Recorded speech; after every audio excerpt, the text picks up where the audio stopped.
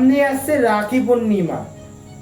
আপনার দুর্ভাগ্যকে কিভাবে আপনি সৌভাগ্যে পরিণত করবেন, আজকে তার আমি ক্রিয়া দেব।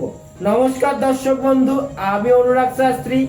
আপনারা যে মেয়ে বা বোনেদের সৌভাগ্য নেই, দুর্ভাগ্য লেগে রয়েছে, সৌভাগ্য বৃদ্ধি করতে চাই দুর্ভাগ্য নষ্ট করে, আপনারা গণেশ হোক, বজরংবলী হোক, যে কোনো আপনি দেবতাকে নিজের ভাই মনে করে সবসময় নিজেকে রক্ষা করার জন্য মনে মনে ভেবে এবং সৌভাগ্য বৃদ্ধি পাওয়ার জন্য আপনি গণেশের যদি রাখি বাঁধেন, ওম গাং গাণপতায় নমঃ।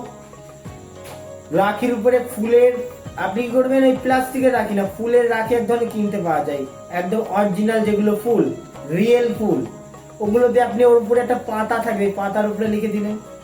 বা আপনি যদি কোনো হনুমানজিকে পড়ান, তাহলে রাম লিখে দেবেন, জয় শ্রীরাম, জয় শ্রীরাম লিখে দেবেন।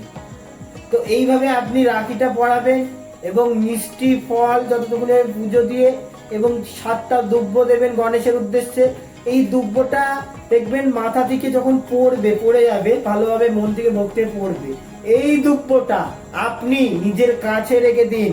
যেমন এটাই আপনার দাদা যেমন বোনদের আশীর্বাদ দেয় রাখি পড়ালে, সেরকম ওই আশীর্বাদ হিসাবে আপনি ওটা নিজের কাছে রেখে দেন। আপনার দুর্ভাগ্য সৌভাগ্যে পরিণত হতে বাধ্য।